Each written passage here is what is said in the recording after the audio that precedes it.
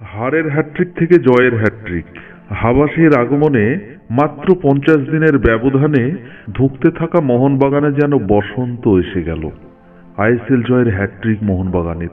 শনিবার ঘরের মাঠে নর্থ ইস্ট ইউনাইটেডকে 4-2 গোলে হারিয়ে দিল সবুজ মেরুন। ফলে পয়েন্ট তালিকায় উঠে এলো এবার দ্বিতীয় স্থানে।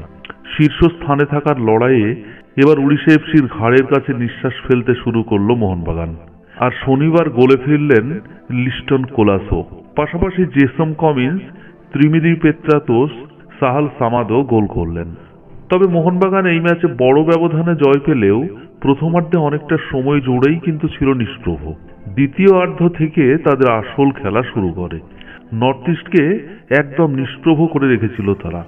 গোল না করেও মোহনবাগানের নায়ক কিন্তু জনি কাউকো। 4টি গোলের মধ্যে 3টি গোলের ক্ষেত্রেই অবদান রয়েছে তার। মাঝ মাঠে হুগো মোমোসের বদলে তাকে নিয়ে আসা কতটা যে কার্যকারী তা টের পাওয়া গেল এই ম্যাচে। এই ম্যাচে প্রথমবার কাউকোকে শুরু থেকে খেলান কোচ হাবাস, আর তার সুফলও পাওয়া গেল। তবে শুরুটা মোটেই ভালো হয়নি। এদিন যেমন ম্যাচের একেবারে শুরুতেই জুরিচের পেনাল্টি গোলে পিছিয়ে গিয়েছিল মোহনবাগান। যদিও ওই পেনাল্টি নিয়ে বিতর্কের অবকাশ আছে। পেনাল্টিতে পিছিয়ে পড়ার পর খানিকটা চাপে ছিল মোহনবাগান। তবে সময় গড়াতেই ধীরে ধীরে ম্যাচে ফেরে সবুজ মেরুন শিবির।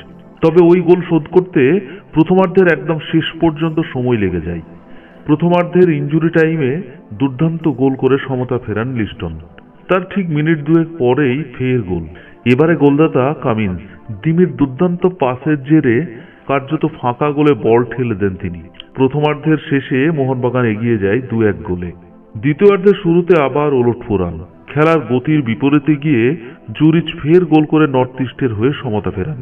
আর সেই গোল হজম করার পর যেন হিংস্র বাঘের মতো ঝাঁপিয়ে পড়ে সবুজ মেরুন শিবির। কাউকো, কমিন্স এবং দিমির তৃতীয় সুবাদে আসে তৃতীয় গোল। দুর্দান্ত ফিনিশ করে নর্থ ইস্টের জালে বল জড়ান পেত্রাতোস। ম্যাচের বয়স তখন 53 মিনিট, আর তার মিনিট 4 বাদে আবার গোল।